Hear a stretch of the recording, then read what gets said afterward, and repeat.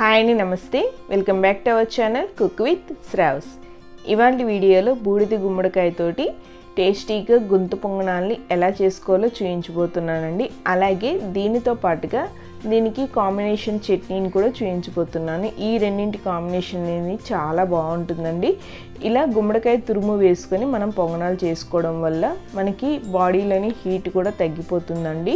మీ అందరికీ తెలిసిన విషయమే, బూడిద గుమ్మడికాయ వల్ల మనకి బాడీలో హీట్ అనేది చాలా తగ్గుతుంది. అలాగే ఈ గుమ్మడికాయ మనకి వెయిట్ లాస్ కూడా చాలా హెల్ప్ అవుతుంది. ఇవి పైన క్రిస్పీగా ఉంటూ లోపల సాఫ్ట్గా చాలా టేస్టీగా ఉంటాయి. అలాగే దీనికి కాంబినేషన్గా ఇవాళ నేను చూపించబోయే ఈ చట్నీని ఏ బ్రేక్ఫాస్ట్తోనైనా తీసుకోవచ్చండి. ఇడ్లీ, దోశ, వడ ఇలా ఎందులోకైనా తీసుకోవచ్చు. టేస్ట్ చాలా బాగుంటుంది. మరి లేట్ చేయకుండా ప్రాసెస్ అనేది చూసేద్దామా. దీనికోసం ముందుగా ఒక బౌల్లోకి 3 కప్పుల వరకు దోసపిండిని తీసుకోవాలండి. ఇది మనం రెగ్యులర్గా చేసుకునే దోసపిండి అండి. 4 కప్పులు బియ్యానికి 1 కప్పు వరకు మినపప్పుని వేసుకొని పిండి చేసుకొని తీసుకుంటున్నాము. 3 కప్పుల దోసపిండికి ఇక్కడ 1.5 కప్పు వరకు బూడిద గుమ్మడికాయని ఇలా తురుముకొని ఈ తురుముని ఒక క్లాత్లో వేసేసి వాటర్ అంతా తీసేసి కేవలం తురుము మాత్రమే తీసుకోవాలండి. ఈ వాటర్ని కూడా పడేయకుండా పక్కన పెట్టుకోండి. 1.5 కప్పు వరకు తురుముని, అంటే దోసపిండి ఎంతైతే తీసుకున్నామో దానికి సగం క్వాంటిటీలో గుమ్మడికాయ తురుముని తీసుకోవాలి. ఇప్పుడు ఇలాంటి ఒక చాపర్ తీసుకొని అందులోకి 3 టేబుల్ స్పూన్ వరకు వేయించిన పల్లీలు, 1 రెమ్మ కరివేపాకు, 1 గంట సేపు నానబెట్టిన 2 టేబుల్ స్పూన్ పచ్చిశనగపప్పు, కొద్దిగా కొత్తిమీర, ఒక పెద్ద సైజు ఉల్లిపాయను తీసుకోవాలి. ఇప్పుడు ఈ మొత్తాన్ని కూడా చాపర్లో ఫైన్గా చాప్ చేసుకోవాలండి. మీ దగ్గర ఇలాంటి చాపర్ లేకపోతే మిక్సీలో కొద్దిగా కచ్చాపచ్చాగా గ్రైండ్ చేసుకొనైనా తీసుకోవచ్చు. ఈ విధంగా వీడియోలో చూపించిన విధంగా కొంచెం పలుకులుగా ఉండే విధంగా చాప్ చేసుకుంటే సరిపోతుందండి. మరి మెత్తగా గ్రైండ్ చేయొద్దండి. ఈ విధంగా ఉంటే మనకి తినేటప్పుడు అక్కడక్కడ ఈ పలుకులు తగులుతూ టేస్ట్ బాగుంటుంది. ఇప్పుడు ఇందులోకి 1 టీ స్పూన్ వరకు అల్లం వెల్లుల్లి పేస్టు, 1/2 టీ స్పూన్ పసుపు వేసుకోవాలి. ఇప్పుడు ఒక మిక్సీ జార్ తీసుకొని అందులోకి 1/2 కప్పు వరకు పచ్చి కొబ్బరి ముక్కలు, 5 లేదా 6 పచ్చిమిర్చి, 1 టేబుల్ స్పూన్ జీలకర్ర, రుచికి సరిపడా ఉప్పును కూడా వేసుకొని ఈ మొత్తాన్ని బాగా మెత్తగా గ్రైండ్ చేసుకోండి. ఈ పొంగనాల్లోకి మనం ఇలా కొబ్బరి కారం వేసుకోవడం వల్ల టేస్ట్ అనేది చాలా బాగుంటుందండి. ఇలా గ్రైండ్ చేసుకున్న కారాన్ని కూడా మనం పొంగనాల పిండిలో వేసేసి ఇప్పుడు ఈ మొత్తాన్ని బాగా మిక్స్ చేసుకోండి. మీ దగ్గర దోసపిండి కొంచెం పులిసిన పిండి ఉంటే అది తీసుకోండి, టేస్ట్ ఇంకా బాగుంటుంది. లేదంటే ఫ్రెష్గా ఉన్న పిండి అయినా వాడుకోవచ్చు. ఈ విధంగా పిండి మొత్తాన్ని కూడా బాగా కలిపిన తర్వాత ఇప్పుడు మూత పెట్టేసి జస్ట్ ఒక 1/2 గంట సేపు దీన్ని పక్కన పెట్టేయండి. ఇలా పక్కన పెట్టడం వల్ల ఏంటంటే ఈ ఫ్లేవర్స్ అన్నీ కూడా పిండికి బాగా పట్టి పొంగనాలు మరింత టేస్ట్గా ఉంటాయి. 1/2 గంట తర్వాత మూత తీసేసి పిండి కన్సిస్టెన్సీ అనేది మనం అడ్జస్ట్ చేసుకోవాలండి. మనం గుమ్మడికాయని తురుము పట్టుకున్నప్పుడు ఆ వాటర్ని పడేయొద్దని చెప్పాను కదా, ఆ వాటర్ని ఇప్పుడు మనం ఇందులో యాడ్ చేసుకోవాలి. మొత్తం ఒకేసారి వేయకుండా కొంచెం కొంచెంగా వేసుకుంటూ మనకి ఇలా దోసపిండి కన్సిస్టెన్సీ వచ్చేంత వరకు మిక్స్ చేసుకోవాలి. పొంగనాలు వేయడానికి మనకి పిండిని ఎలాగైతే కలుపుకుంటామో ఆ విధంగా కలుపుకోవాలండి. మరీ లూజ్గా కలుపుకుంటే ఆయిల్ పీల్చేస్తాయి, అలాగే చాలా సాఫ్ట్గా వస్తాయి. పిండిని ఈ విధంగా కలుపుకున్న తర్వాత ఇంకా ఏమైనా వాటర్ కనుక మిగిలితే దాన్ని మనం డైరెక్ట్గా తాగేసేయచ్చండి. ఇప్పుడు ఇందులోనే వేయించిన పల్లీలని ఇంకొక 2 టేబుల్ స్పూన్ల వరకు వేసుకొని మిక్స్ చేసుకోండి. ఇలా పల్లీలను కూడా వేసుకుంటే మనకి తినేటప్పుడు టేస్టీగా ఉంటాయి. ఇప్పుడు చట్నీ కోసం ఒక ప్యాన్లోకి 1 టేబుల్ స్పూన్ వరకు ఆయిల్ని వేసుకొని 1 చిటికెడు మెంతులు, 1/2 టీ స్పూన్ పచ్చిశనగపప్పు, 1/2 టీ స్పూన్ మినపప్పు వేసుకొని 1 నిమిషం పాటు ఫ్రై చేసుకోండి.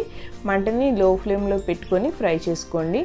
ఇందులోకి ఒక 4 ఎండుమిర్చి, 4 పచ్చిమిర్చి, 2 టేబుల్ స్పూన్ పల్లీలు, 1 టీ స్పూన్ జీలకర్ర, 5 వెల్లుల్లిపాయలు, ఇందులోని కొద్దిగా పుదీనాకులు కూడా వేసుకొని ఒకసారి బాగా మిక్స్ చేసుకోండి.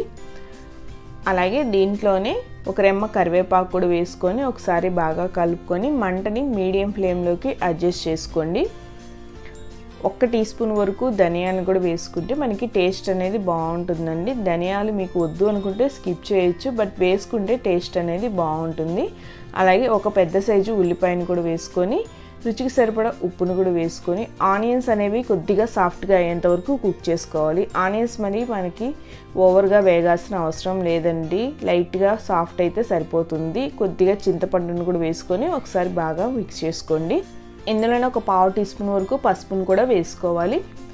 ఫైనల్గా ఒక 2 మీడియం సైజు బాగా పండిన టమాటాలను తీసుకొని వేసుకోవాలి. ఇవి నాటు టమాటాలు అండి, హైబ్రిడ్ టమాటాలు కాదు. నాటు టమాటాలు వేస్తేనే టేస్ట్ బాగుంటుంది. టమాటాలు వేసి బాగా మిక్స్ చేసుకొని మూత పెట్టేసి 3-4 నిమిషాల పాటు మంటని మీడియం ఫ్లేమ్లో ఉంచుకొని టమాటాలు కొద్దిగా సాఫ్ట్గా అయ్యేంత వరకు కుక్ చేసుకుంటే సరిపోతుంది. టమాటాలు సాఫ్ట్గా అయిపోయిన తర్వాత స్టవ్ ఆఫ్ చేసేసి పూర్తిగా చల్లారిన తర్వాత ఒక మిక్సీ జార్లోకి వేసుకొని తగినంత నీళ్లు వేసుకొని మిక్సీ పట్టుకుంటే మనకి టేస్టీ టమాటా చట్నీ అనేది రెడీ అయిపోతుందండి.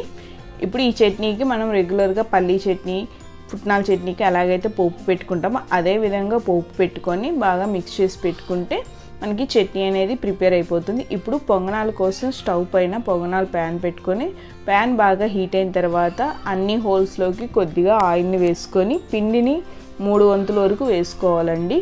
హోల్కి కంప్లీట్గా ఫుల్గా పిండిని కనుక వేసుకున్నట్లయితే మనకి పొంగనాలు సరిగ్గా ఉడకవండి, లోపల పచ్చిగా ఉంటాయి. అలాగే మూత పెట్టేసి మంటని లో ఫ్లేమ్లో ఉంచుకొని పైన ఇలా కంప్లీట్గా డ్రై అయ్యేంత వరకు కుక్ చేసుకోవాలి. మంటని హై ఫ్లేమ్లో కానీ మీడియం ఫ్లేమ్లో కానీ పెట్టి కుక్ చేసినట్లయితే మనకి లోపల పచ్చిగా ఉంటాయండి. లో ఫ్లేమ్లో పెట్టుకొని కనుక కుక్ చేసుకున్నట్లయితే ఇలా మంచి గోల్డెన్ బ్రౌన్ కలర్లోకి వస్తాయి. అలాగే పైన మంచిగా క్రిస్పీగా లోపల సాఫ్ట్గా ఉంటూ చాలా టేస్టీగా ఉంటాయి.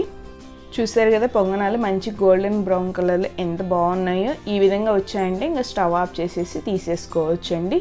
ఈ విధంగా కనుక మనం పొంగనాలు కనుక చేసుకున్నట్లయితే మనకి రెగ్యులర్గా చేసుకునే దానికన్నా కూడా చాలా టేస్టీగా ఉంటాయండి. అలాగే ఈ చట్నీతో ఒక్కసారి ట్రై చేసి చూడండి, మీ అందరికీ తప్పకుండా నచ్చుతాయి. సో ఫ్రెండ్స్, మీకు ఈ రెసిపీ నచ్చినట్లయితే మీరు కూడా తప్పకుండా ఒకసారి ట్రై చేయండి. ట్రై చేసాక మీకు ఎలా కుదిరింది అనేది నాకు కామెంట్ సెక్షన్లో కామెంట్ చేయడం మాత్రం మర్చిపోకండి. అలాగే నా వీడియోస్ కనుక మీకు నచ్చినట్లయితే ఒక లైక్ చేయండి, మీ ఫ్రెండ్స్ అండ్ రిలేటివ్కి షేర్ చేయండి. మీ కామెంట్స్ని నాకు కామెంట్ బాక్స్లో తెలియజేయడం మాత్రం మర్చిపోకండి. అలాగే ఫ్రెండ్స్, మీలో ఎవరైనా నా ఛానల్ని ఫస్ట్ టైం చూస్తుంటే నా ఛానల్ మీకు నచ్చినట్లయితే సబ్స్క్రైబ్ చేసుకోండి. పక్కనున్న బెల్ ఐకాన్ని క్లిక్ చేసేసి ఆల్ ఆప్షన్ని క్లిక్ చేసినట్లయితే నేను ఎప్పుడు ఏ కొత్త వీడియో పెట్టినా మీకు వెంటనే నోటిఫికేషన్ వస్తుంది. Thank you for watching.